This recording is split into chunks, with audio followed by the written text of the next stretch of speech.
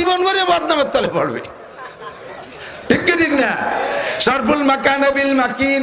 হে দোস্ত, কোন এলাকায় ডাক্তার থাকতে পারে, মাস্টার থাকতে পারে, প্রফেসর থাকতে পারে, ইঞ্জিনিয়ার থাকতে পারে, বিজ্ঞানী থাকতে পারে, ওসি থাকতে পারে, টিওনো থাকতে পারে, ডিসি থাকতে পারে, জজ থাকতে পারে, ব্যারিস্টার থাকতে পারে, উকিল থাকতে পারে, এমপি থাকতে পারে, মন্ত্রী থাকতে পারে, হাই স্কুল থাকতে পারে, কলেজ থাকতে পারে, বিশ্ববিদ্যালয় থাকতে পারে।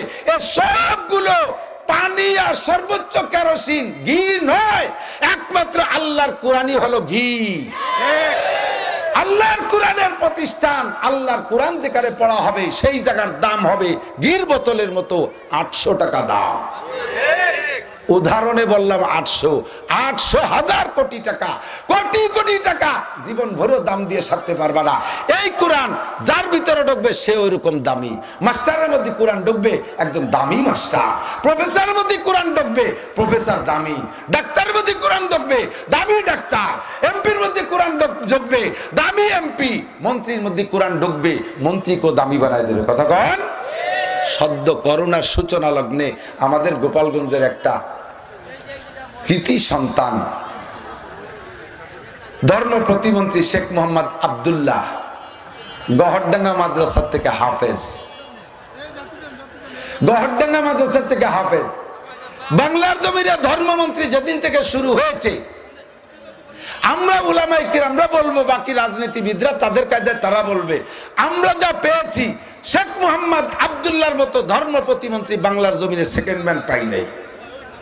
উলামায়ে কিরামের যখনই সরকারের সাথে কোনো দ্বন্দ্ব বাঁধে, শেখ মোহাম্মদ আব্দুল্লাহ মুহূর্তের ভিতরে তা মীমাংসা করে দেয়। চলমান প্রেক্ষাপটে আলেমদের সাথে যে দূরত্ব, শেখ মোহাম্মদ আব্দুল্লাহ বেঁচে থাকলে আমাদের উলামায়ে কিরামের প্রাণের দাবি, আমাদের অভিমত যে এই দ্বন্দ্ব কলহ থাকতো না, মীমাংসা হয়ে যেত রাস্তায়। আল্লাহর রহমতে এই আল্লাহর বান্দার ফ্যামিলিতে 100-র উপরে হাফেজ, আর 30 থেকে 40 জন আছে উনার ফ্যামিলিতে কওমি মাদ্রাসার হক্কানি যোগ্য আলেম। উনার ভাগ্নে একটা বাইতুল মুকাররমের ইমাম মহিউদ্দিন কাসেমি, উনার আরেক বোনের ছেলে বাইতুল কাকরাইল মসজিদের তশকিলের জিম্মাদার মাওলানা আমির হোসেন। তবলিগলারা যারা জানেন কাকরাইল সম্পর্কে তারা চিনবেন, শেখ মোহাম্মদ আব্দুল্লাহর ভাগ্নে। আমি উনার ভাতিজা, বহুত এমপি মন্ত্রী দেখেছি। আমাদের 58 জন আলেমকে নিয়ে হজে গিয়েছে। আল্লাহর বান্দা বৃদ্ধ মানুষ, 80 বছরের উপরে বয়সে মারা গেছে। বিমানে ওঠার সময় ইমিগ্রেশনে এমপি মন্ত্রীদের কোনো পার্সোনালিটি নাই, লাইন ধরে ঢুকা লাগছে। 3 থেকে 3.5 ঘন্টা ইমিগ্রেশনে দাঁড়ানো, ক্লান্ত হয়ে গেছি। গরমের সময় মোটা মানুষ ঘামিয়ে পানি হয়ে গেছে। আমরা যুবক মানুষ অল্প বয়সী, তাই উঠে ক্লান্ত হয়ে গেছি। বিমানে উঠেই একবার লেত্রায় পেত্রায় পড়ছি। যার যার সিটে বসছি। 600 যাত্রী বিমানে, 58 জন উলামায়ে কিরামকে সেভাবে বসায় দিছে। আল্লাহু আকবার। বুড়ো মানুষটা উঠা সমস্ত যাত্রীর কাছে ঘুরতেছে, বিমানমন্ত্রীকে সাথে নিয়ে। বিমানমন্ত্রী আমাদের সাথে, বিমানমন্ত্রীকে সাথে নিয়ে ঘুরে ঘুরে দেখতেছে, সিট পেয়েছেন? জি জি স্যার পেয়েছি। একটু অপেক্ষা করেন, বিরক্ত হবেন না, কষ্ট তো সকলেরই হয়েছে। একটু পরেই চা আসবে, এরপরে নাস্তা আসবে, এরপরে আপনারা ঠিক টাইম মতো খানা পাবেন। তবে কে কি খাবেন একটু বললে আমি সেইভাবে খানা পরিবেশন করব। ঢাকা আসা পর্যন্ত 3 থেকে 4 বার মানুষ যাত্রীরা হাজিরা ঘুমাই রয়েছে বিমানের ভিতরে। এই বুড়ো মানুষটার ঘুম নাই। সে তার বোতলের মধ্যে আল্লাহর কোরআন ঢুকছে, শামসুল ফরিদপুরি সোয়া লাগছে, গহরডাঙ্গা মাদ্রাসা থেকে হাফেজ, তার বোতলের মধ্যে কোরআন ঢুকছে। একই মানুষ, একই মন্ত্রী, এক একজনের এক এক রকম অভিমত। আমার গোপালগঞ্জের একজন DIG, CTSB DIG Rafiqul Islam শিমুল, তিনি একজন পুলিশের লোক, আমার অত্যন্ত ক্লোজ ফ্রেন্ড, অত্যন্ত মহব্বতের। সেদিন আমারে ফোন দিয়েছে, হযরত একটা মাহফিলের ডেট কি রাখা যায়? আপনি একটু ডায়েরিটা দেখবেন হযরত। সে মনে হয় যেন কোন মাদ্রাসার মুহাদ্দিস, এমন বিনয়ের সাথে কথা। স্যার কার জন্য? স্যার না ভাই। হযরত ভাই বলেন কার জন্য? ডিআইজি নুরুজ্জামান স্যারের এলাকায় মাহফিলটা করতে হবে। আমি বললাম স্যার ডেট তো ডায়েরিতে খালি নেই। থ্যাংক ইউ, আপনাকে ধন্যবাদ, আল্লাহ আপনাকে খায়ের করুক। তাহলে আগামী বছরের জন্য একটা ডেট রেখে দিয়ে। এগুলো সব কোরআনের মাধ্যমে, আল্লাহর কোরআন ভিতরে ঢুকছে বিদায় তার ভাষা পরিবর্তন, তার কণ্ঠ পরিবর্তন, তার আকলাক পরিবর্তন, তার স্বভাব পরিবর্তন।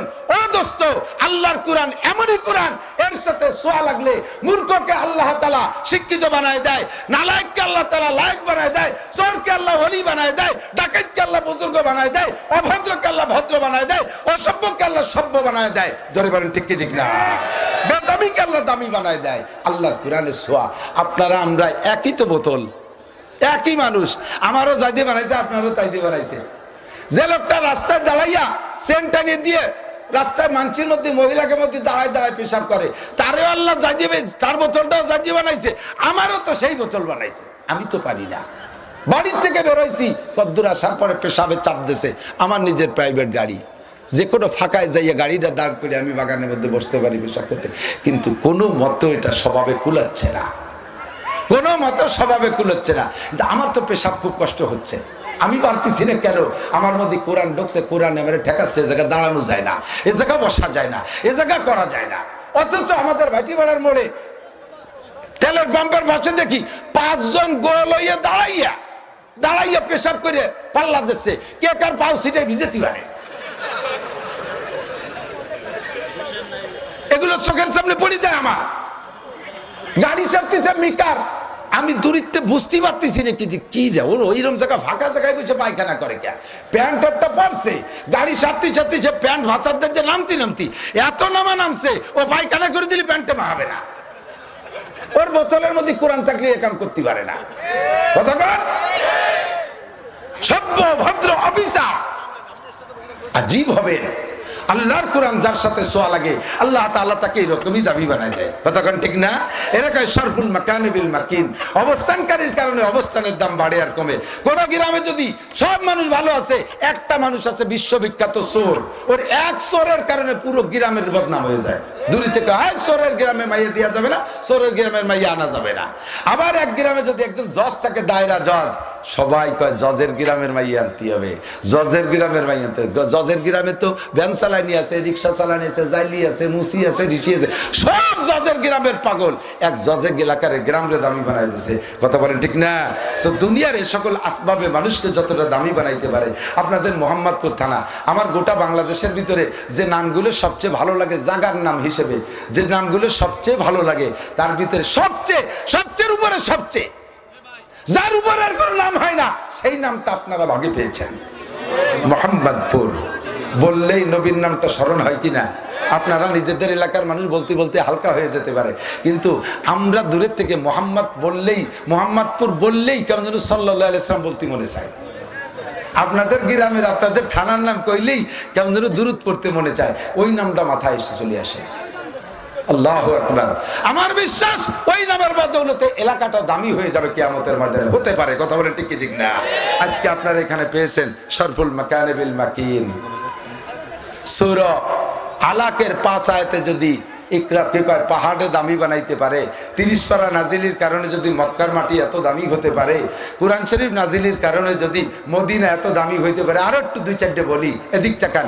দুনিয়ায় যত রাত আছে, রাতের ভিতরে চাঁদনি রাত আপনাদের ভালো লাগে না অন্ধকার রাত? শতকরা না 1999 জনেরই চাঁদনি রাত ভালো লাগে, একজনের আন্ধার রাত ভালো লাগে। কার গন্ধি? চোর সাহেবের। ওরা আবার হচ্ছে খোঁজে, ঠিক না? তো চোর ডাকাত ওগুলো আমরা হিসাব করি না। তো আকসার 99% মানুষ চাঁদনি রাত ভালোবাসে, অন্ধকার রাত কম ভালো লাগে। টেনশন থাকে, চোর ডাকাইতে আক্রমণ করে, চলার পথে অসুবিধে, সাপকোপ বাদে পায়, সব মিলে অন্ধকার ভালো লাগে না। রাতের বেলা চাঁদনি হলে ভালো লাগে। কিন্তু অন্ধকার রাতের মধ্যে থেকে সেই যে রাতগুলো খারাপ লাগে, অন্ধকার রাত ভালো লাগে না। লাইলাতুল কদর কিন্তু চাঁদের 21-এর পরে যাইয়া, 21-এর পরের থেকে তো অন্ধকার বেশি। যদি 27-এ হয় তাহলে চরম অন্ধকার, যদি 29-এ হয় তাহলে আরো একেবারে 100 অন্ধকার। এই অন্ধকার একটা অপছন্দনীয় রাতকে আল্লাহ তাআলা বলেন ইন্না আনজালনাহু ফি লাইলাতুল কদর ওমা আদরাকা মা লাইলাতুল কদর, লাইলাতুল কদরে খায়রুম মিন আলফি শাহর। ওই অন্ধকার অপছন্দনীয় রাতটা আল্লাহর কাছে 1000 মাসের চাইতে দামি। যেরকম সুবহানাল্লাহ। এরে এত দামি বানাইছে কিসে? কিসে এত দামি বানাইছে? জারি গান গাইছে সেই রাত্রি, কলসা গান, গাজীর গান, গুণযাত্রা, বিজয় দিবস, এ দিবস, ও দিবস, সে দিবস, ভালোবাসা দিবস, ফেব্রুয়ারি দিবস, 14ই ফেব্রুয়ারি, এ সমস্ত আকামে দামি বানাই নাই, আল্লাহর কোরআনের নাজিল হওয়ার কারণে একটা দামি। ঠিক কি ঠিক না? ও দোস্ত, 12টা মাসের ভিতরে 11টা মাসের এক দাম, একটা মাসের দাম তার চেয়ে 700 গুণ বেশি। কয়শো গুণ? সেনেন মাসটার নাম কি? রমজান, শাহরুর রমাদান আল্লাযী উনজিলা ফীহিল কুরআন। ওর দামও বাড়ছে কোরআন নাজিল হওয়ার কারণে। ওর দাম বাড়ছে কিসে? কোরআন নাজিল হয়েছে ওই মাসে, এই জন্য পুরো মাসের দাম বাড়িয়ে গেছে, রাতের দাম বাড়িয়ে গেছে। এই যে টেবিলটার দাম কমপক্ষে 3-3.5 টাকা হবে, 3-3.5 টাকা।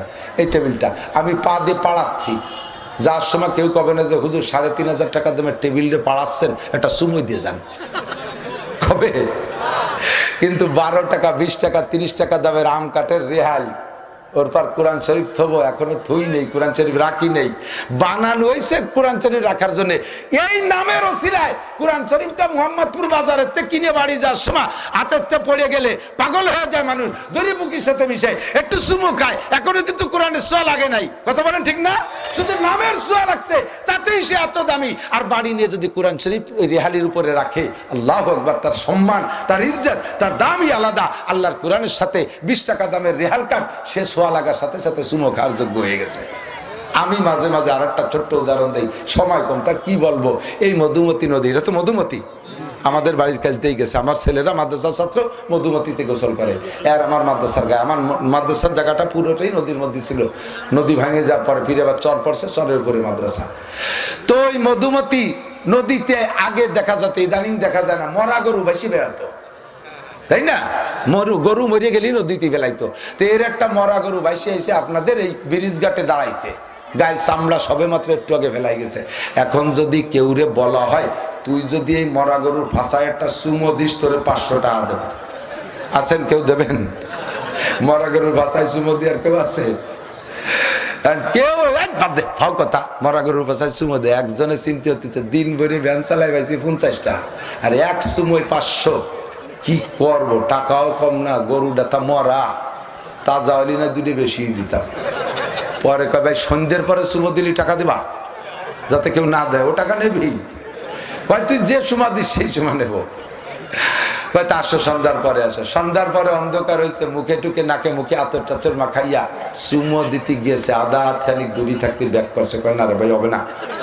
কেন হবে না? কয় যে কেউ যদি দূরিতে লাইট ধরে দেখে যে আমি মরা গরুর ভাষায় সুমো দিয়ে 500 টাকা, আমার গোষ্ঠীর দাম কমে যাবে, আমার গোষ্ঠীর মাইয়ের বিয়ে হবে না। তোর কাছে মাপ চাই, তোর যে কষ্ট দিছি, তুই যা, কালকে চা খেয়ে যাইস। ওই শয়তান, তোর সুমো দিতেই হবে। সে আসরের তো আমি বসে রয়েছি টাকা নিয়ে, আর কি সুমো দেয়? আল্লাহ পাক মুসকি মুসকি হাসে আর কয়, ওই মরা গরুর ভাষায় তোরে আমি চুমো দিয়ে ছাড়বো, মরা গরুর পাছায় আমি চুমো দিয়ে ছাড়বো। তখন তুই, এখন তো তুই চুমো দিলি 500 পাইতি, সেদিন চুমো দিয়ে আরো 500 টাকা পকেটেতে দেয়া লাগবে। আল্লাহ পাক সিস্টেম তৈরি করে দিয়েছে। সকালবেলা ঋষিরা চামড়া, মুসিরা চামড়াটা খুলে নিয়ে গেছে গাড়িতে, নিয়ে ঢাকার টেনারিতে পাঠাই দিয়েছে। টেনারি থেকে প্রাথমিক রিফাইন হওয়ার পরে ইটালি পাঠাই দিয়েছে চামড়া। ইটালি থেকে অত্যাধুনিক রিফাইন হয়ে সফট করে, নরম করে, মেডিসিন দিয়ে নকশা করে আবার চামড়া বাংলাদেশে পাঠাই দিয়েছে। বাংলাদেশে যারা কিতাবাদি বই পুস্তক বাইন্ডিং করে, তারা ওই চামড়াটা কিনে নিয়ে গেছে, নিয়ে পাশার দিকের থেকে এক টুকরা কাইটে কোরআন শরীফের গায়ে ডায়াল লাগাই দিয়েছে। সেই কোরআন শরীফটা চলে এসে মোহাম্মদপুর বাজারে। আর সেই লোকেরই ছেলে, যারে সুমদিতি করেছিল, তার ছেলে এই মাদ্রাসায় পড়ে। ছেলে এবার হেফজো ধরবে, আব্বারে গলায় যে আব্বা আমার একটা কোরআন শরীফ কিনে দিতে হবে, আমি বাজারে দেখছি চামড়ার বাইন্ডিং একটা কোরআন শরীফ, ওটি কিনে দিতে হবে, আমি শুনিয়েছি একদম 500 টাকা, আমারে না দিলে আমি পড়বো না। বাবাকে আব্বা টাকা নেয়, তো ব্যাংক খান বন্ধক থুয়ে সে গেছে কোরআন শরীফ। কোরআন শরীফ কিনতে যাইয়া মুসলমানের স্বভাব কি, দরিয়াকে বুকের সাথে লাগায়, এরপরে একটা চুমো খায়, খায় না? তো দরিয়ার ভিতরে চুমো খায় না, উপরে ডায়ালের উপরে চুমো খায়। যে জায়গা চুমো দিয়েছে সেই জায়গাটা কিন্তু সেই মরা গরুর ভাষা, ওই ভাষার চামড়া দিয়ে ডায়াল দিয়েছে। আল্লাহ কয় যে কোরআন শরীফের সাথে মরা গরুর চামড়াও যদি ছোঁয়া লাগে, সেও চুমো খাওয়ার যোগ্য হয়ে যায়। দুঃখের বিষয়, পরিতাপের বিষয়, জাতি বুঝলো না কোরআনওয়ালাকে, কোরআনের প্রতিষ্ঠানকে।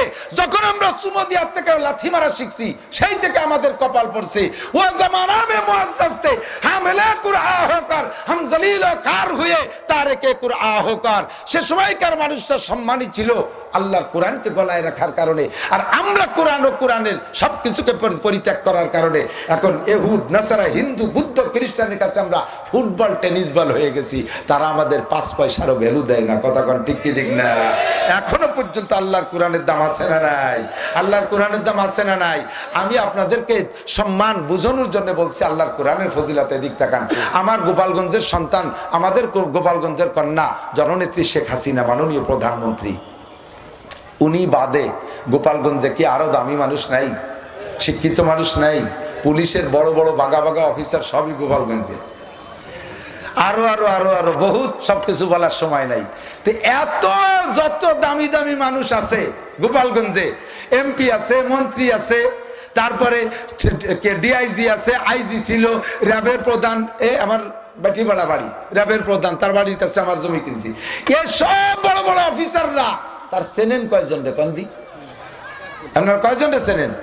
আমি নাসিরের একখান সার্টিফিকেটও নাই, ক্লাস 5 উপরে সার্টিফিকেট নাই, হাই স্কুলের জীবনও যাইনি, আলিয়া মাদ্রাসায় পড়ি নেই, কওমি মাদ্রাসায় পড়ছি, সির্ফ কোরআনের সার্টিফিকেট, হাদিসের সার্টিফিকেট। আল্লাহর রহমত, এই সার্টিফিকেটের ছোঁয়ার ওসিলায় আল্লাহ তাআলা সারা বাংলাদেশে আমাকে পরিচিত করেছে, সারা বাংলাদেশে আমার ভালোবাসা মিলিয়ে দিয়েছে। আমার অন্য কোনো যোগ্যতা নাই, একমাত্র কোরআনের সার্টিফিকেট। এজন্য আমি বলি, আমি কোরআন পড়ে জিতছি, আমি কোরআন পড়ে ঠকি নাই। আমি ডাক্তার ইঞ্জিনিয়ার হলে এই ভালোবাসায় পরিচিতি পাইতাম না, আমি কোরআনের আলেম হয়েছি বিদায় এই ভালোবাসা পরিচিতি পাই। সরমুনার পিসাব, এত কটা দাড়ি, কি তার চেহারা, হাফসিদের মতো দেখা যায়। লক্ষ লক্ষ বাঙালি, লক্ষ লক্ষ জনতা তার পাগল আল্লাহর কোরআনের ছোঁয়ার ওসিলায়। এমন করে হক্কানি উলামায়ে কিরাম যারা আছে, তাদের ভালোবাসা অন্য কোনো যোগ্যতায় নয়, একমাত্র কোরআনের ছোঁয়া। কথা কন ঠিক কি ঠিক না? আমার আপনার ছেলে মেয়েগুলো হারবে না, ঠকবে না, আমার আপনার ছেলে মেয়েগুলো হারবে না। কথা বলি না, কথা বলি না, জরুরি কথা থাকলে বলেন, কথা পিছনে হলে হবে না, তৈরি করতে দিতে হবে। তাহলে আমাকে, আমি কোরআনের সাথে ছোঁয়া লাগাইলে দামি হতে পারবো। কথা কি বোঝা গেছে? কথা বলেন ঠিক না? আপনাদের মোহাম্মদপুর থানা সদরে কোনো দাওরা হাদিস মাদ্রাসা আছে কিনা আমি জানি না। একটা থানায় একটা দাওরা হাদিস মাদ্রাসা থাকবে না, এটা খুব লজ্জার কথা। আমাদের গোপালগঞ্জ তো গোপাল লিখে গোপাল, গোপালের কারণেই গোপালগঞ্জ। 1/3, 3 ভাগের 1 ভাগ ভোটার হিন্দু এখনো পর্যন্ত। আজকে আমার মাদ্রাসায় গোপালগঞ্জ জেলা উলামা পরিষদের মিটিং ছিল, 101 জন আলেম সদস্য। দেখলে আপনারা আশ্চর্য হবে, কি মাপের আলেম, কি সাইজের আলেম। 30টা দাওরা হাদিস মাদ্রাসা পূর্ণাঙ্গ কওমি, যাকে সরকার মাস্টার্সের মান দিয়েছে, এই এমএ ক্লাসের মাদ্রাসা 30টা পূর্ণাঙ্গ মাদ্রাসা আমার 5 থানায়। এর কারণে ওলামায়ে কিরাম বাড়ছে, ওলামায়ে কিরাম বাড়ছে, প্রচুর ওলামায়ে কিরাম। আমার গোষ্ঠীতে 50-এর উপরে আলেম, সব কওমি মাদ্রাসার আলেম। আপনাদের এই মোহাম্মদপুর এই মাদ্রাসাটা হাফেজ সাহেব করেছে, মোহাম্মদপুর মোহাম্মদিয়া মাদ্রাসা, দারুণকে দারুণ নাম হয়েছে। আমার গ্রামের নাম সুলতান শাহী, আমার পীর সাহেবের নাম সুলতান আহমদ, মাদ্রাসার নাম দিয়েছি সুলতান শাহী সুলতানুল উলুম। আর এটা মোহাম্মদপুর মোহাম্মদিয়া, তার চাইতে দামি হয়ে গেছে। আমার সবকিছুকে এর সাথে সম্পৃক্ত করতে পারলে আমিও দামি হব। কতক্ষণ ঠিক না? ওই স্কুলের ছেলেরা, স্কুলের যুবকরা ডাক্তার হ, ইঞ্জিনিয়ার হ, বিজ্ঞানী হ, ভালো করে লেখাপড়া শেখ, পিছনের দিক টান দিস না, মূর্খ হয়ে থাকিস না। অশিক্ষিতর কোনো দাম নাই, অশিক্ষিত মানুষ পশুর চাইতে নিম্নমানের। শিক্ষিত হ, জেনারেল বলো, ডাক্তার ইঞ্জিনিয়ার হ, বিজ্ঞানী হ, কিছু আবিষ্কার কর। এই পরের ক্যামেরা চালাই বেরো, নিজেরা বানাতে পারো না? পরের মাইক দিয়ে আমাকে ওয়াজ করো, মাইক তোরা বানা। সরকার তো তোকে কম টাকায় দিয়ে বিজ্ঞান পড়ায় না। কেন ইন্ডিয়া মাদ্রাস চেন্নাই যাবো ডাক্তার দেখাতে? দেশের মেডিকেল সায়েন্সের পিছনে সরকার পয়সা খরচ করে, তারপর এই পয়সা খরচ করে কেন ডাক্তার বানালো? সরকার নিজেও বাংলাদেশের ডাক্তারের কাছে ওষুধ খায় না। এই কি ভর্তিছিস তোরা? ভালো রে বল, পরের বিমানে উঠবো কেন? বানাইছে গাড়ি নসিমন করিমন আলম সাধু গাড়ি, তার মেশিনটা আবার চায়না আর ইঞ্জিনিয়ার। তোমরা কি কচু বানাও? আমার একজন মাস্টার বলতেছে, আপনারা হুজুররাই জেনারেল পড়েন না, কিছু কিছু আবিষ্কার করেন না, আপনারা খালি এ পড়ি কি হবে? মেলাক্ষণ ধরে কইছে। আমি পরে বললাম, স্যার তাহলে আপনি তো ভালোই লেখাপড়া করছেন, আপনি কি একটা সুই বানাতে পারেন স্যার? বানানো সুইটার ভাষাও কি হুটো হতে পারেন? তো খালি আপনি আমার অ্যাটাক করেন, আমি আপনার অ্যাটাক করবো? আমার সোনারা লেখাপড়া করো, বড় শিক্ষিত হও। এই এমপি আইজেছে কাল থাকবে না, এই ডিসি আইজেছে কাল থাকবে না, এই এসপি আইজেছে কাল থাকবে না, এই ওসি আইজেছে কাল থাকবে না, এই উপজেলা চেয়ারম্যান আইজেছে কাল থাকবে না। ওই জায়গা তোমাদের আসতে হবে। তোমরা একটু আসার মতো যোগ্যতা অর্জন করো, সাথে তোমার পেটের মধ্যে কোরআন রাখো, ইনশাআল্লাহ তুমি দামি হবা, তুমি চুমো খাওয়ার যোগ্য হবা, তুমি চুমো খাওয়ার যোগ্য হবা। ওয়া তাআওয়ানু আলাল বিররি ওয়াত তাকওয়া ওয়া লা তাআওয়ানু আলাল ইসমি ওয়াল উদওয়ান। আমার 4টে ছেলে হাফেজ, একটা মেয়ে হাফেজ হয়ে গেছে আলহামদুলিল্লাহ। 4 ছেলে হাফেজ, একটা মেয়ে হাফেজ। আমি 5টা হাফেজ ছেলে মেয়ের আব্বা হয়ে গেছি। আমার এই খুশি থোয়ার জায়গা নাই। কিয়ামতে 5খান চেয়ার পাবো, 5টা মতির চেয়ার পাবো, আর 5টা নূরের পাগড়ি পাবো। আল্লাহ নবী যদি সত্য হয় তাহলে আমার এই প্রাপ্যর ভিতরে কোনো মিস নেই ইনশাআল্লাহ। আপনি কি একটা চেয়ার কি কামাই করে যেতে পারবেন? আপনার জানাজার ইমামতি করবে কে? একজন ইমাম তৈরি করে যান, জানাজার একটা ইমাম বানায় যান। আপনার জানাজার ইমামতি করবে কে? আমাকে মসজিদে ইমাম আছে না, ইমাম সাহেব যদি সেদিন ছুটি দিয়ে যায় শেষে কে বানে?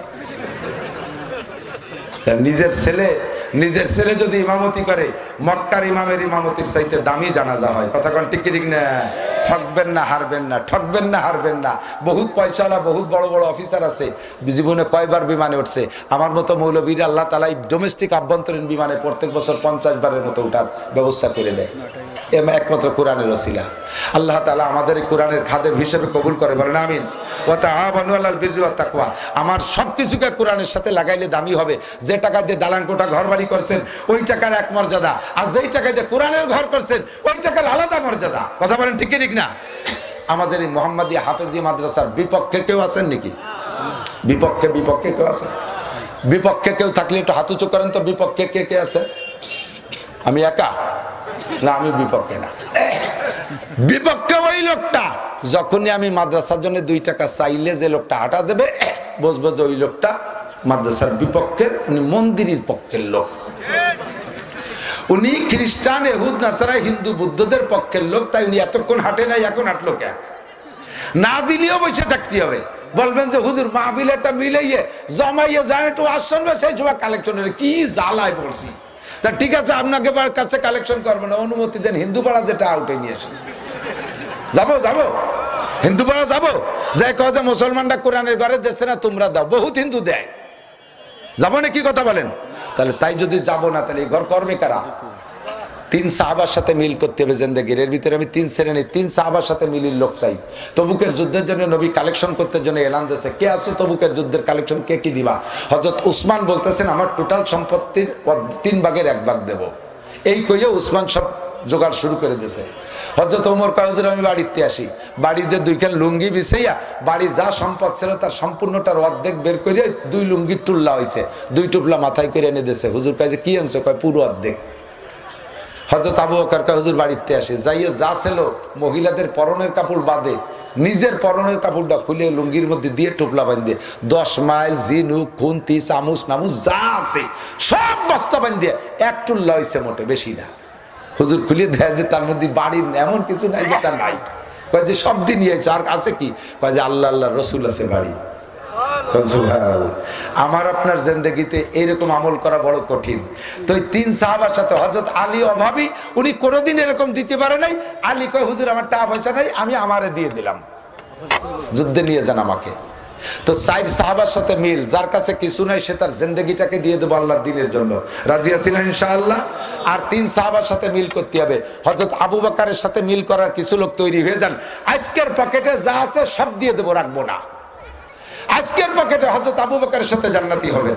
আরেক শ্রেণীর মানুষ তৈরি হয়ে যান, ভিতরে পকেট টাকাগুলো গুনিয়ে ফেলেন, যা আছে তার অর্ধেক দিয়ে যাবেন, যা আছে তার অর্ধেক হযরত ওমরের সাথে আল্লাহ জান্নাতি করে দেবে। আরেক শ্রেণীর মানুষ গুনিয়ে দেখেন কয় টাকা আছে, তার 3 ভাগের 1 ভাগ দেবেন। 150 টাকা থাকলে 50 টাকা, 300 টাকা থাকলে 100, 3000 থাকলে 1000। হযরত উসমানের সাথে জান্নাতে যাবেন। যাদের কাছে কিছু নাই তারা দ্বীনের জন্য নিজেকে অক্ষ করে দেবেন। পারা যাবে না ইনশাআল্লাহ? জোরে বলেন পারবেন? পারবেন? হযরত আবু বকরের সাথী হওয়ার মতো কিরা কিরা আছে দেই? আবু বকরের সাথী, আর সব দিয়ে দেবেন আজকের পকেটে, আর যেন নামে না। আজকের পকেটে যা আছে সব আবু বকরের সাথে বেচতে যাবে, আর হাতে ঢুতি সাহস পাচ্ছে না। কই কই কই 3 জন উঠানো আছে, কয়জন উঠে নামায় বেড়াইছে। আবু বকরের সাথে আজকের পকেটে যা আছে সব দেবো ইনশাআল্লাহ।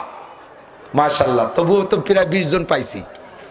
হযরত ওমরের সাথে যাব জান্নাতে, অর্ধেক দেবেন কেডা কেডা? একটু হাত দেখান। আজকের পকেটের অর্ধেক, আজকের পকেটে যা আছে, পকেট 2 থাকলে একটা সিঁড়ি দিয়ে দেবেন। আজকের পকেটের অর্ধেক। মাশাআল্লাহ, হযরত উসমানের সাথে যার মতো 3 ভাগের 1 ভাগ দেওয়ার মতো কেউ আছে? পকেটের থেকে যা আছে 3 ভাগের 1 ভাগ। আল্লাহু আকবার। হুজুর যা লাগবে সব দেব, কিন্তু টাকা দেব না ইনশাআল্লাহ। শেষ ফিনিশিং যার কাছে যা আছে তৌফিক অনুযায়ী দেবেন। রাজি আছেন তো ইনশাআল্লাহ? আমি কালেকশন করতে দিশে পাই না, এই আমার সিস্টেম। আমি দোয়া করবো আজকে যারা টাকা দেবে আল্লাহ তাআলা যেন এই টাকার বদৌলতে তাদেরকে হজের টাকার জোগাড় করে দেয়। একটু কন্যা হজে যাবেন না? যাবেন না হজে? একটু হজের টাকার জোগাড় করে দেবেন আল্লাহ তাআলা। আমরা প্রস্তুতি নেই ইনশাআল্লাহ। তাহলে আমরা এই যাও, ভলান্টিয়াররা ব্যাগ নিয়ে নেমে পড়ো। ছাত্ররা ব্যাগ নিয়ে যাচ্ছে, এক্ষুনি যে যেভাবে দিতে চাইছেন। এরপরে আমাদের বক্তা মেহেরপুরীর হুজুর আছে।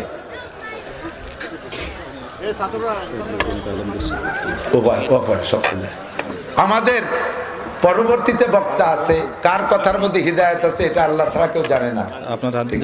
নিয়েছেন তাড়াতাড়ি। আর কার কথা হিদায়াত আছে জানে না, ব্যাগ নিয়ে যায় না। এতে কি ব্যাগ নাকি নাকি পাগলি? ও কালেকশনে যায় না কেন? ঢোকে না কেন? ভিতরে ঢোকো, সব দিক দিয়ে ঢুকে পড়তে হবে, সব দিক দিয়ে।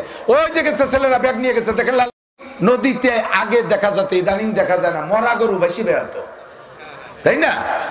গরু মরে গেলি নদীতে ফেলাইতো। তো এর একটা মরা গরু ভাসি এসে আপনাদের এই ব্রিজ ঘাটে দাঁড়াইছে, গায়ে চামড়া সবে মাত্র একটু আগে ফেলাই গেছে।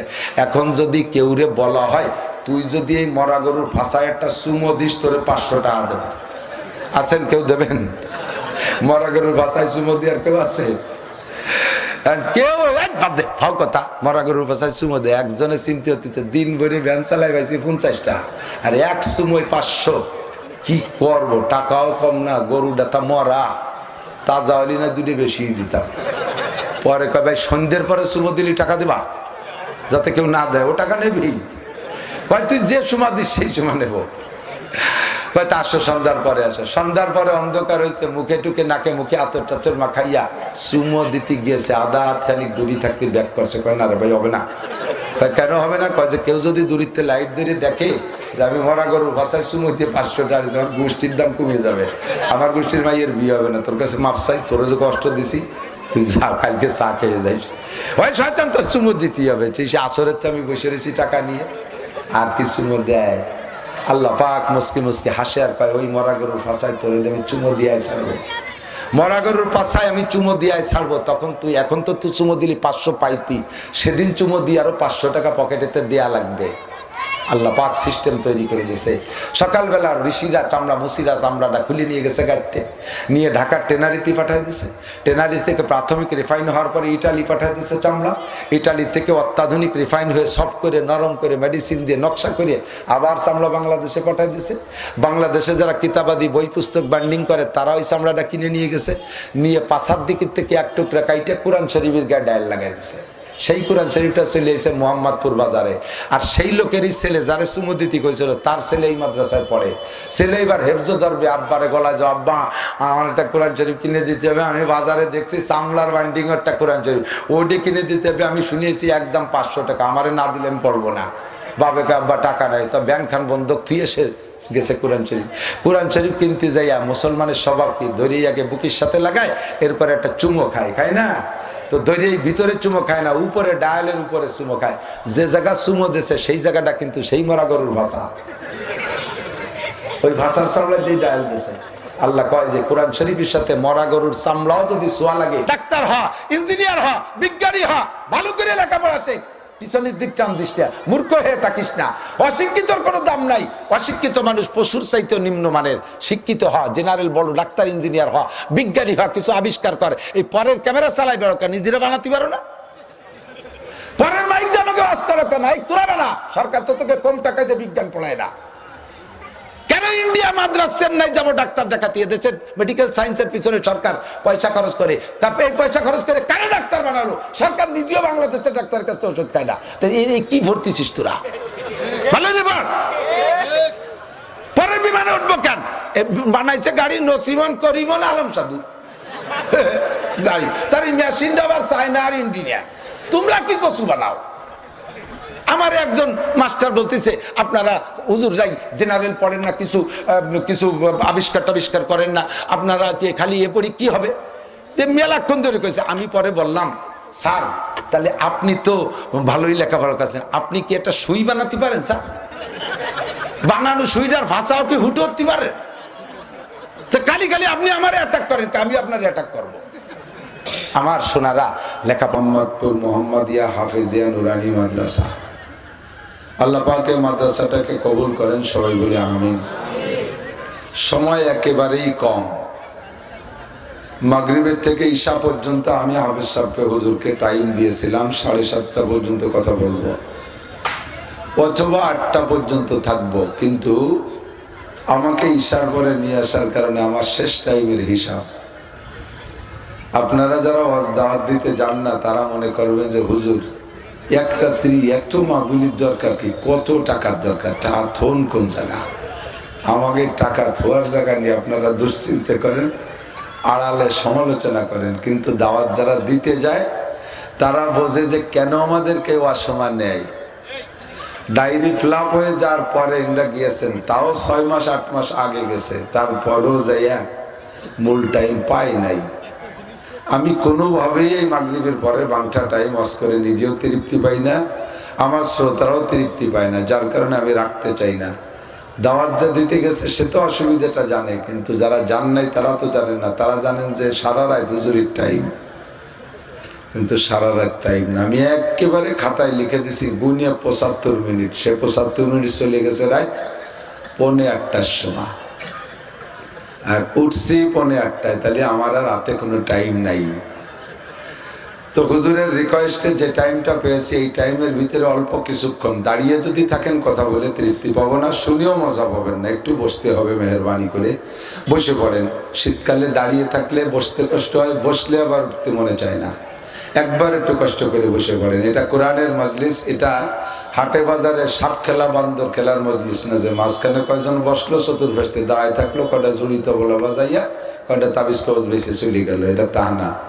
এখানে কোরআনের মজলিস, কোরআনের মাদ্রাসা, কোরআনের মজলিস, কোরআনের আদবেই বসতে হবে, কথা বলেন। আর দাঁড়িয়ে থাকলে ভালো দেখা যায় না, দাঁড়িয়ে থাকা মানুষগুলোর ভিতরে একটু বিচলিত ভাব থাকে, বসবো কি বসবো না, শুনবো কি শুনবো না, চল যাই বাদাম খাই, এই নানান টান থাকে, দ্বিমুখী টানের ভিতরে কথা শোনা যায় না। আর আল্লাহ পাক কোরআনের বয়ান শোনার জন্য নিজে একটা আলাদা ওয়াজ করেছেন, ওয়াইদা কুরিয়াল কোরআন, যখন তোমাদের সামনে কোরআন পড়া হয় ফাসতামিউ, অন্তরের কান দিয়ে শোনো। ফাসমাউ মানে চামড়ার কান দিয়ে শোনা, সামিয়া ইসমাউ শোনা। ভাসমান হাজারো লাখো কথা কানে আসে, সব কথা কি মনে থাকে? হাটে যান, বাজারে যান, মোহাম্মদপুর শহরের ভিতরে ঘোরেন, bus stand, van stand, micro স্ট্যান্ডে কথার অভাব আছে, কিন্তু কয়টা কথা মনে থাকে? একটাও মনে থাকে না। ওগুলো মনের কান দিয়ে শুনি নাই, চামড়ার কান দিয়ে শুনছি। আর যে কথাটা মনে রাখার নিয়তে শুনছেন সেটা শোনার সময় কানের সাথে অন্তরের একটা সেটিং লাগাইছেন। তো আল্লাহ পাক বলেন কোরআনে কারিমের কথা তো 8 বাজারের কথার মতো না যে না শুনলে সগীরা কবিরা কিছু হবে না।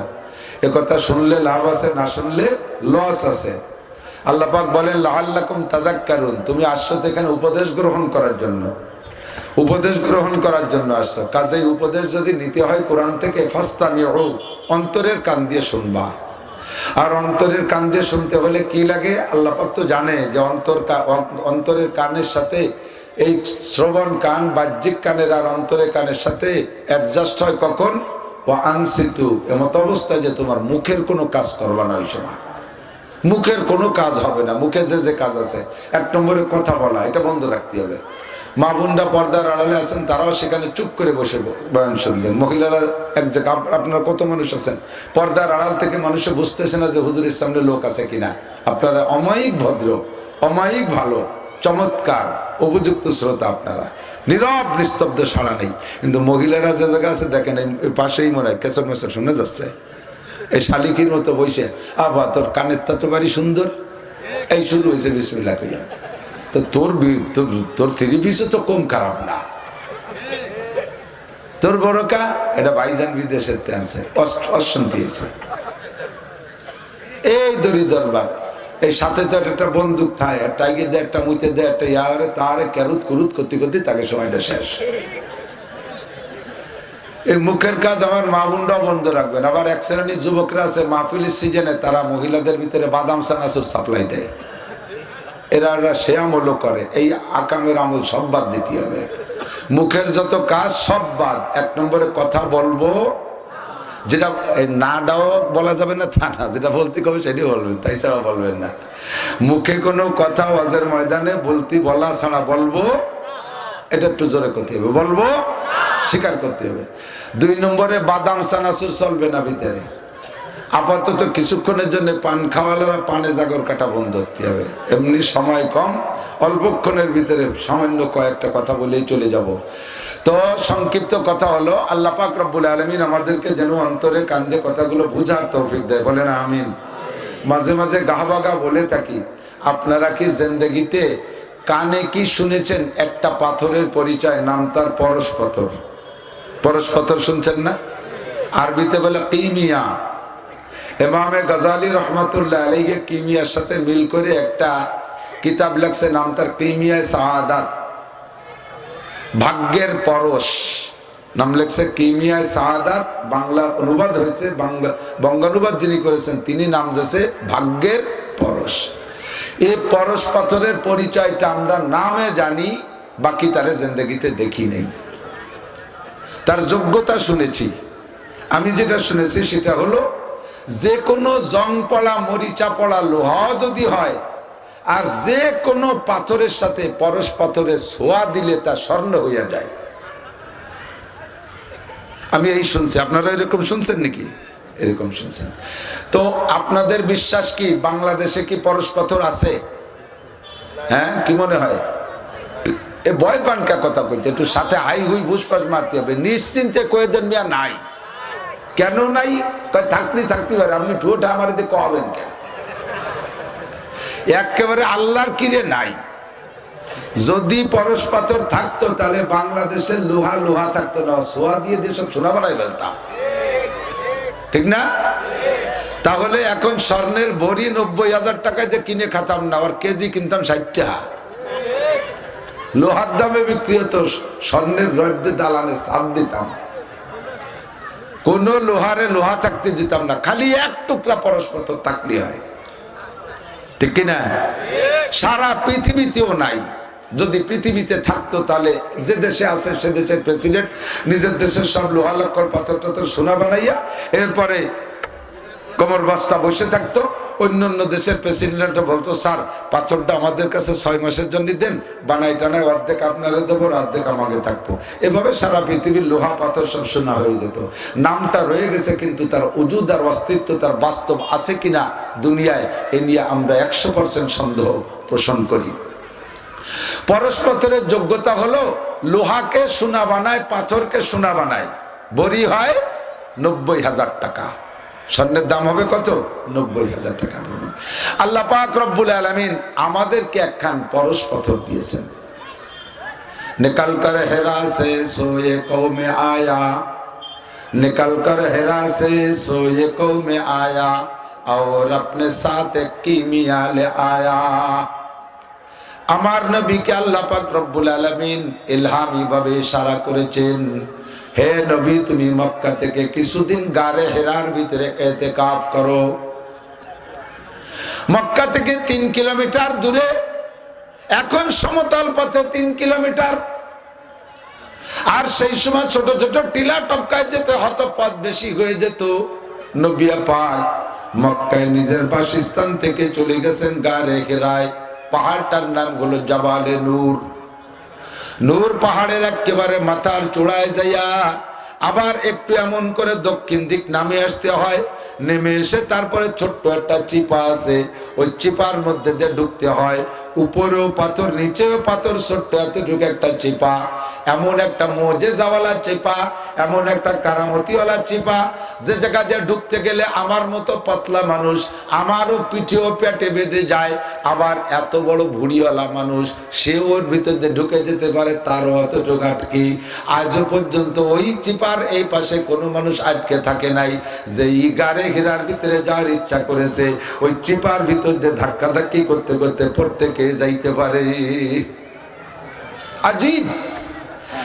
আমি উঠছি ভোরবেলা, মক্কায় ফজর পড়িয়া প্রাইভেট নিয়ে চলে গেছি। বেলা উঠার আগেই, বেশ আগেই রওনা দিছি। ওই উপর যে জায়গা যায় আছে, ওখানে একটা ছাপলা করা আছে, সেই ছাপলার তলে আমি একটু অপেক্ষা, একটু বিশ্রাম নিলাম।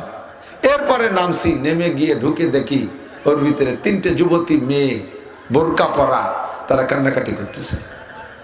আল্লাহ মালুম ওরা কখন আসছে, কারা যে আমি বুঝতে পারলাম না। আমি গিয়ে সালাম দেওয়ার সঙ্গে সঙ্গে মেয়ে 3টে বেরিয়ে আসলো, আমি একা না, 3জন গেছি। মেয়ে 3টে ওখান থেকে বেরিয়ে আসলো। ওরা বেরিয়ে আসার পরে পিছনের দিকে তাকাইলাম, পাহাড় তো পরিষ্কার পাহাড়, আর আমি ওই মেয়ে 3টেকে পুরো পাহাড়ের গায়ে দেখতে পারলাম না।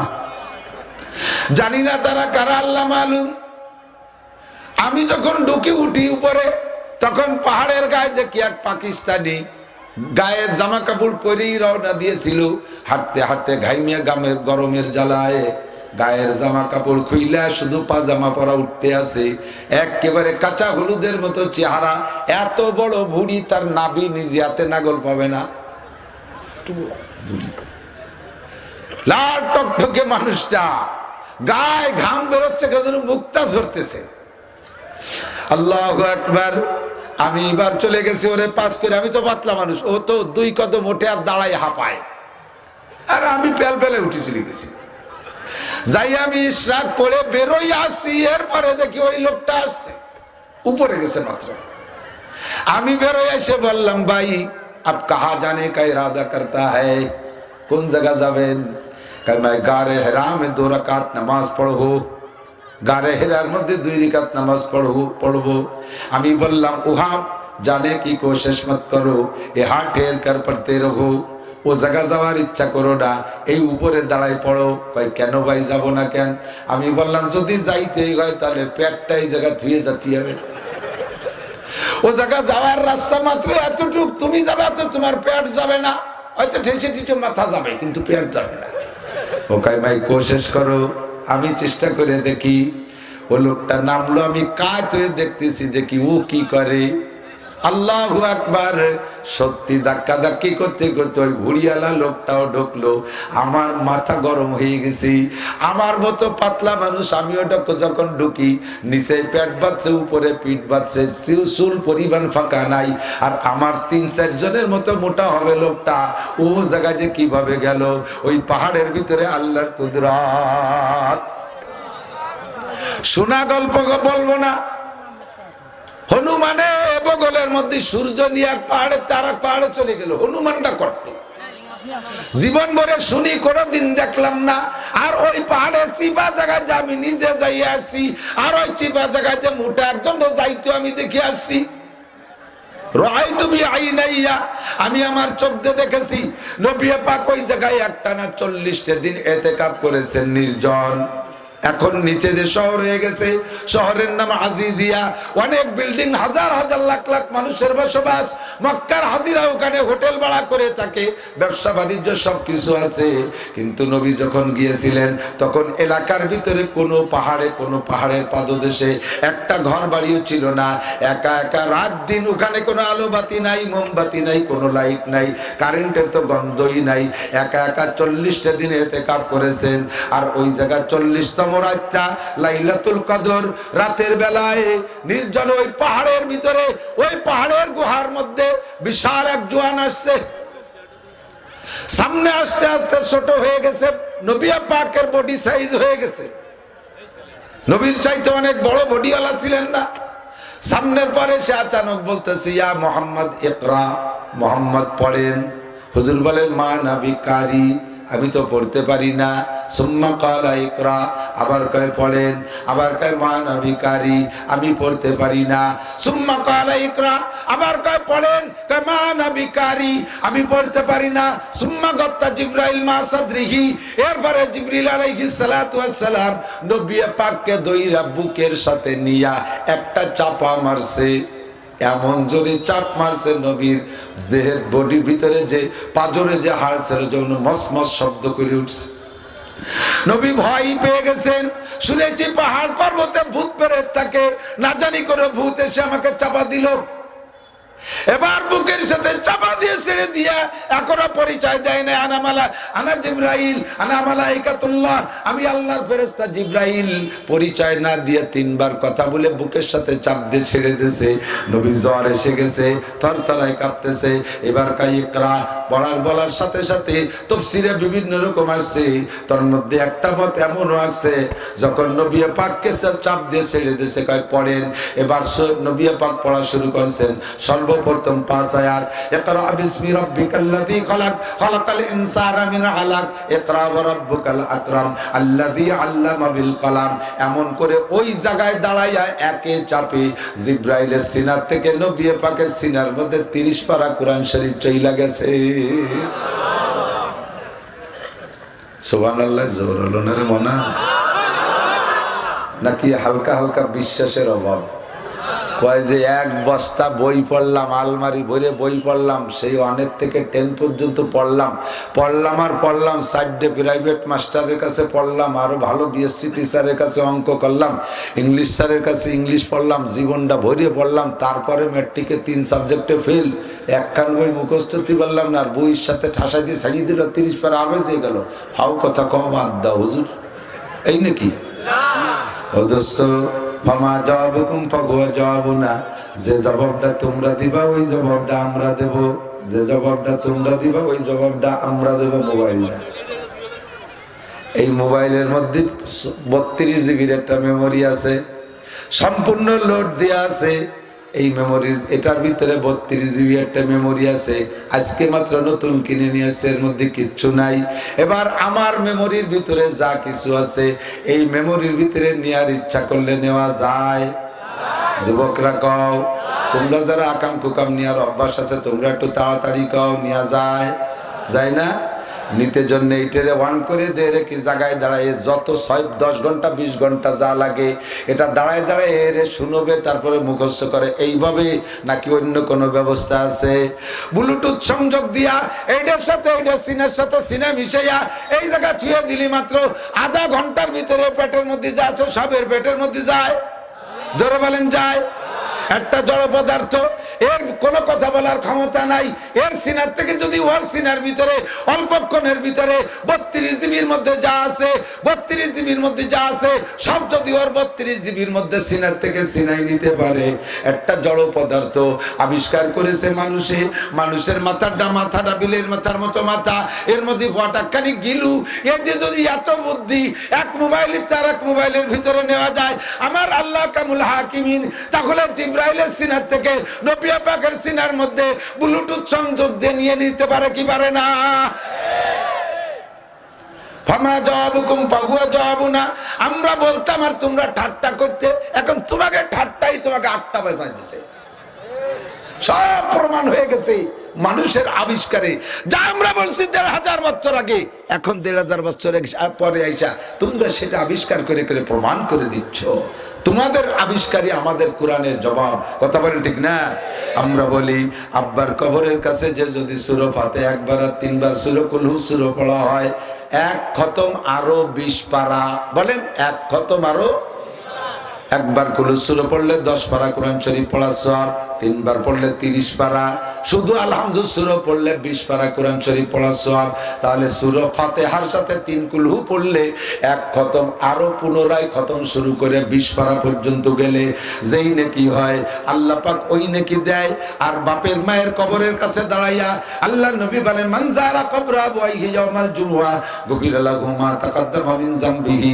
সন্তান যদি জুমার দিন তার মা বাবার কবরের কাছে যে জিয়ারত করে, মা সন্তানের দোয়ার ওসিলা আল্লাহ পাক আব্বা মার জীবনের সব গুনাহ মাফ করিয়া দেয়। আর ওই কবরের কাছে দাঁড়িয়ে যা পড়বো আব্বা মার রুহের পর চলিয়া যায়, কবরে চলিয়া যায়। একটুখান সুবহানাল্লাহ। ঠাট্টা করে কয় কবরে দিয়ে একেবারে কায়দা মতো টাইট দিয়েছ, পাড়ায় পুলোয় বন্ধ আছো, এই সোয়াব ডোয়ে কোন পাইছে ভাগ তো নাই। কবরের সোয়াব ডোয়ার ফুটো খুঁজে পায় না। জবাব দেব, তোমরা যে জবাব দেবা ওই জবাব আমরাও দেব।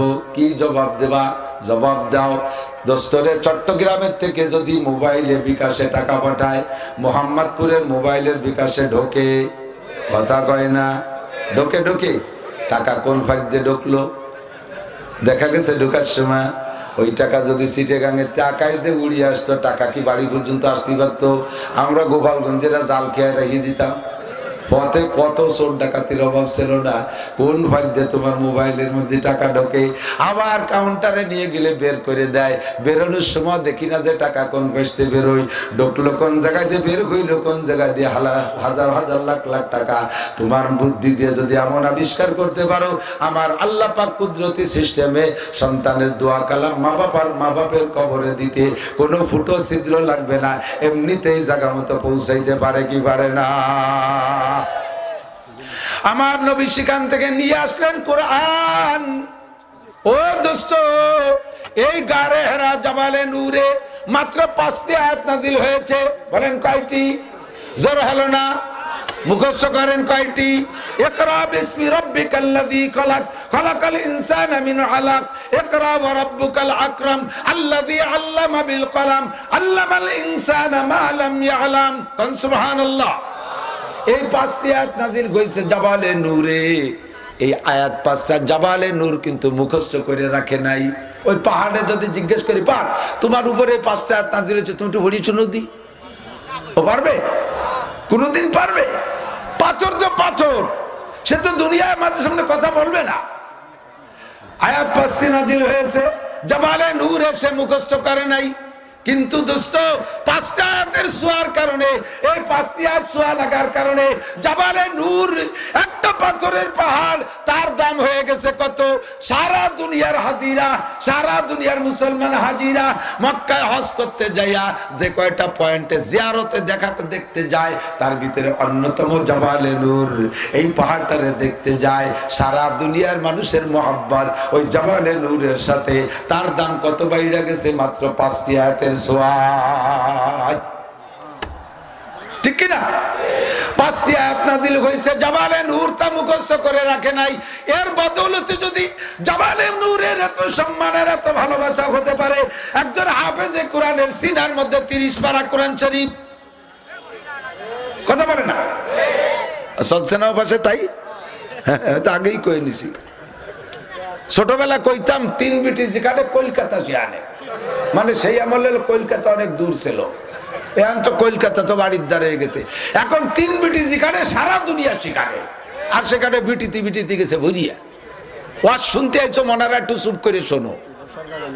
সিনার মধ্যে আল্লাহর কোরআন নাও, সিনার মধ্যে আল্লাহর 30 পারা কোরআন থাকলে ওই ব্যক্তির দাম, ওই ব্যক্তির সম্মান জাবালে নূরের চাইতে বেশি না কম? জোর হলো না? জাবালে নূরে 5টি আয়াত নাজিল হইছে, তাতে যদি সে এত সম্মান পায়, একজন হাফেজে কোরআনের সিনা ভরা 30 পারা কোরআন শরীফ, তার দাম কত হইতে পারে? এই কোরআনের নাম কি মিয়া? পরশ পাথর। এই পাথরের সাথে সোয়া লাগাইয়া তারে দামি বানাই দিয়েছে। আল্লাহু আকবার। মক্কার জমিনে ধান হয় না, পাট হয় না, গম হয় না, কলাই হয় না, খেজুরও হয় না, কোনো গাছপালা হয় না। সরকার ও জায়গায় একটু পার্কে খেজুর গাছ লাগায়, রাস্তার ভিতর দিয়ে লাগায়। এই খেজুর গাছগুলোকে জীবিত রাখার জন্য কত যে পানির ব্যবস্থা, সার, ওষুধ, কীটনাশক, কিন্তু কোনোভাবেই তা বাঁচে না। মক্কা শহরের ভিতরে এবং আশপাশে এই জায়গাগুলোরে জীবিত খেজুর গাছ খুব একটা দেখা যায় না, একেবারে অনুর্বর জায়গা, ধান পাট কিচ্ছু হয় না। দোস্তরে, বাংলাদেশের জমিন কত উর্বর। মাঠের থেকে ধানের বোঝা মাথায় করে বাড়ি আসবেন, আসার সময় ঝাঁকিতে যদি রাস্তাঘাটে ধান 2-1টা পড়ে যায়, আর ও জায়গা যদি পানি লাগে, মাটিটা যদি এসে যায়, মাটি যদি নরম হয়, ওই ধানটা ওই জায়গা গজায় যায়, সার দেওয়া লাগে না, ওষুধ দেওয়া লাগে না, ধানটা ওখানে গজায় যায়। এরপরে ছাগল গরুতে খেয়ে না ফেললে, উপযুক্ত বয়স পাইলে ওই ধানের গোড়ায় দিয়ে আরো 6টা-7টা গাছ বেরোয়। এবার 7টা গাছের মাথায় 7টা শীষ হয়, এক একটা শীষের মাথায় 100 করে ধান হয়। আমার আল্লাহ কয় ফি কুল্লি সুম্বুলাতিন মিয়াতু হাব্বা, প্রত্যেক এক একটা শীষের মাথায় 100 করে ধান হয়। বাংলাদেশের জমিন এত উর্বর, কোনো পরিচর্যা করা লাগে না, চাষ দেওয়া লাগে না, ধানটা এমনি মাটিতে পড়ে গেলে জ্বালায় যায়, তাতেই 700 করে ধান হয়। কত উর্বর জমির বাংলার। আর মক্কার জমিনের কোনো উর্বরতা নাই, ওর ভিতরে কোনো গাছপালা হয় না। আল্লাহু আকবার। এই বাংলাদেশের জমির দাম বেশি না মক্কার জমির দাম বেশি? টাকার দাম বাদ দেই, টাকার দামের হিসাব কইতে চাচ্ছি না, সম্মানী দামে বাংলাদেশের মাটির দাম বেশি না মক্কার মাটির দাম বেশি? সারা দুনিয়ার সমস্ত মাটির চাইতে মক্কার মাটির সম্মান বেশি, কথা বলেন ঠিক না? অন্য জাতির কাছে দাম না হতে পারে, মুসলমানের কাছে দাম বেশি কি বেশি না? মুসলমানের সর্বশ্রেষ্ঠ পবিত্র জায়গা মক্কা শরীফ। মক্কা শরীফে যে কাবা ঘর আছে, সারা দুনিয়ায় তখনো পর্যন্ত কোনো ঘর বাড়ি হয় নাই। আল্লাহ কয় ইন্না আউওয়ালা বাইতু উদিয়া লিন-নাসি লাল্লাযী বিবাক্কাতা মুবারাকাও ওয়া হুদাল লিল আলামিন। আদম আলাইহিস সালামকে পাঠানোর 50,000 বছর আগে আল্লাহ পাক ফেরেশতার মাধ্যমে কাবা ঘর নির্মাণ করেছেন। আদমকে দুনিয়ায় পাঠানোর 50,000 বছর আগে আল্লাহ পাক ফেরেশতার মাধ্যমে এই কাবা ঘর নির্মাণ করেছেন। কাবা ঘরের 40 বছর পরে দ্বিতীয় কাবা বাইতুল মুকাদ্দাস, এটা আদম আলাইহিস সালামের দুনিয়ায় আসার আগে ফেরেশতার মাধ্যমে আল্লাহ তৈরি করেছেন। আর সারা পৃথিবীকে গোলাকার পৃথিবী, এই পৃথিবীটা ফুটবলের মতো গোল, জাস্ট এর একটা তো মাঝখান আছে, যে কোনো একটা মাঝখান আছে।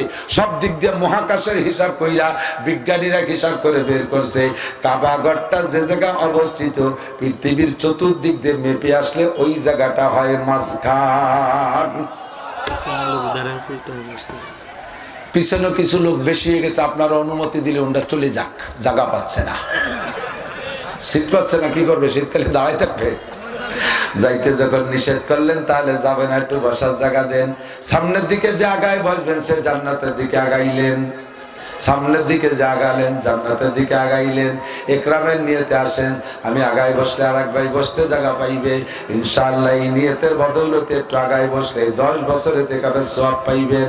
মসজিদে বৈশা একটানা 10 বছর রোজাও এতেকাফ করলে যেই সওয়াব, এই নাকি আপনি পাবেন। একটু টাইনে সামনে আসেন, একটু সামনে আসেন। আপনাদের দাঁড়ানওয়ালাদের জায়গা দিয়েছে, আপনারাও বসে পড়েন। আমার সময় কম, কামাই বেশি, অল্পক্ষণের ভিতরে টাকা কামাই বেশি না, কথা বেশি বলবো আর কি। অল্পক্ষণের মধ্যে সেরে যাব, বেশি টাইম হয়ে গেলে ঘড়ির কাঁটায় মিলে গেলে চলে যাব। আমার দিকে দিক তাকান, তাহলে আমি বুঝতে পারছি পারলাম কি, এ ভাই এই মক্কার জায়গার দাম এত দাম কি কারণে? দান হয় না, পাট হয় না। মক্কা শহরের ভিতরে কোনো খনিজ সম্পদ নাই, স্বর্ণের খনিও মক্কায় নাই। আছে কটা পাহাড়, তাও সরকার কাটি কুটি সাফ করে ফেলাইছে। যেই সফা আর মারওয়া দুইটা পাহাড়, দুই পাহাড়ের মাঝখানে হযরত হাজরা আলাইহিস সালাম দৌড়াইছিলেন পানির জন্য। এখন আপনি মসজিদের মধ্যে ঢুকলে সেই সফা আর মারওয়া পাহাড়ও চিনবেন না। সরকার কাটিয়ে সাইটিয়ে খাটো করে প্রায় সমতল বানায় ফেলাইছে, বিল্ডিং এর মধ্যে পড়ে গেছে। এ জায়গার দাম কিসের কারণে? আল্লাহ পাক রব্বুল আলামিন কালামে পাক কোরআনে কারীম নাজিল করেছে মক্কার জমিনে। কথা কোন ঠিক কি ঠিক না? গারে হিরা দামি হইছে কোরআন নাজিল হওয়ার কারণে। মক্কার দাম এত কোরআন নাজিল হয়েছে, এ কোরআন যার সাথে ছোঁয়া লাগে তারে এরকম দামি বানায় দেয়, যার সাথে টাচ লাগে তারে দামি বানায় দেয়, স্বর্ণের চাইতে দামি বানায়। এর নাম হলো কিমিয়া, এর নাম হলো পরশ পাথর। যার সাথে ছোঁয়া লাগে তারেই দামি বানাইয়া দেয়। কোরআন নিয়ে নবী পাক মদিনায় গিয়েছেন। মদিনায় যাওয়ার আগে, মদিনার নাম ছিল ইয়াসরিব। খেজুর বাগান আর খেজুর বাগান বিভিন্ন কিছু আছে, তবে খেজুর বাগানই মদিনায় বেশি, এখনো অনেক আছে। সে সময় আরো ছিল। মদিনাওয়ালারা ছিল কৃষক, তাদের ক্ষেত কামার ছিল খেজুর বাগানের ক্ষেত কামার। ওর কোনো মূল্য ছিল না, কোনো ভ্যালু ছিল না, নাম ছিল ইয়াসরিব। নবী পাক যখন কোরআন শরীফ নিয়ে মদিনায় গেলেন, আর মদিনায় যাওয়ার পরে কোরআন শরীফ নাজিল হলো। যে সকল আয়াতের শুরুতে দেখবেন ইয়া আইয়ুহাল্লাযীনা আমানু, যে সকল আয়াতের শুরুতে কোরআন শরীফে দেখবেন ইয়া আইয়ুহাল্লাযীনা আমানুত্তাকুল্লাহ, ইয়া আইয়ুহাল্লাযীনা আমানু, এই আমানু বলে যত আয়াত আছে সমস্ত আয়াতগুলো মাদানী। নবী মদিনায় যাওয়ার পরে নাজিল হয়েছে। এমন করে অনেকগুলো সূরা মাদানী মদিনায় নাজিল হয়েছে। মদিনার কোনো ভ্যালু ছিল না, এর কোনো দাম মর্যাদা ছিল না। আমার নবী যাওয়ার পরে কোরআনে কারীম নাজিল হওয়ার কারণে মদিনার দাম কি হয়েছে? নাম হয়েছে এখন সোনার মদিনা। মক্কার নাম ছিল বাক্কা, মক্কার নাম কিন্তু মক্কা ছিল না, বাক্কা। ইন্না আউওয়ালা বাইতু উদিয়া লিন-নাস লাল্লাযী বিবাক্কাতা, আল্লাহ নিজেও কইছে লাল্লাযী বিবাক্কাতা মুবারাকা, তবে মুবারক বরকতওয়ালা। এই মক্কা অনেক আগের থেকে বাক্কা হলিও বরকতওয়ালা। সমস্ত নবী রাসূলদের বিচরণের জায়গা, আল্লাহর ঘর কাবা ঘর। এর সম্মান তো আমি আর বলে শেষ করতে পারবো না। তবে কোরআন শরীফ নাজিল হওয়ার পরে নাম হয়েছে মক্কা শরীফ। কোরআন শরীফ, এই শরীফের সাথে ছোঁয়া লাগার কারণে নাম হয়েছে তার মক্কা শরীফ। ঠিক কি ঠিক না? মদিনার নাম ছিল ইয়াসরিব, কুরআন দিয়ে নবী মদিনায় যাওয়ার পরে নাম হয়েছে মদিনা শরীফ। এর সাথে যারই সোয়া লাগে তারে দামি বানায় দেয়, যার সোয়া লাগে তারে দামি বানায় দেয়। আরবিতে বলে শরফুল মাকান বিল মাকিন, অবস্থানকারীর কারণে অবস্থানের দাম বাড়ে আর কমে। অবস্থানকারীর কারণে অবস্থানের দাম বাড়ে আর কমে। এই যে 4 বোতল আছে, 4 ভালো মিলে গেছে। আমার উদাহরণ দিতে, 4 বোতলে হাফ লিটার করে পানি ধরে। এই অরিজিনাল পানি ছাড়া খালি বোতলের দাম হয়তো 1 টাকা। যখনই এর মধ্যে আধা লিটার পানি ঢুকাইছি দাম হয়েছে 15 টাকা। 1 টাকার বোতলের দাম হয়েছে 15। কিসের কারণে? বোতলের কারণে না পানির কারণে? ওর এক্ষুনি নগদে দাম বাড়াই দিয়েছে, 1 টাকার বোতলটা 15 টাকা বানাই দিয়েছে পানি ঢুকিয়ে, ঠিক না? Mineral water. তবে আপনাকে টিউবওয়েলের পানি ডুয়োলি বেড়া হবে না অত দাম। আর একটা বোতলের ভিতরে হিটের পানি ফেলাই দিয়া এর মধ্যে ঢুকাবেন আধা লিটার কেরোসিন তেল বা ডিজেল। ডিজেলের লিটার কত? 110। তাহলে আধা লিটার ওলিয়ার দাম হবে 55 টাকা। এই 1 টাকার বোতল রে এবার দাম বাড়াইছে না কমাইছে? 55 বানাই দিয়েছে। কিসে? কেরোসিনে, ডিজেলে।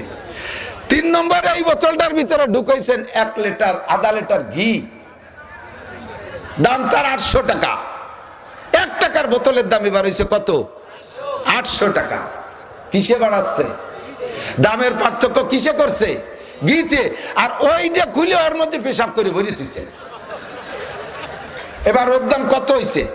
সেই 1 টাকাও আছে। ওকে ওরে দিলি নেবে?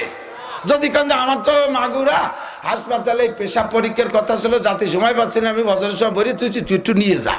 এ নেবে কেউ? ও 50টা ভ্যান ভাড়া দিলেও নেবে না। আমি তো পেশাব হয়ে বেড়াবো। সে করি নাই।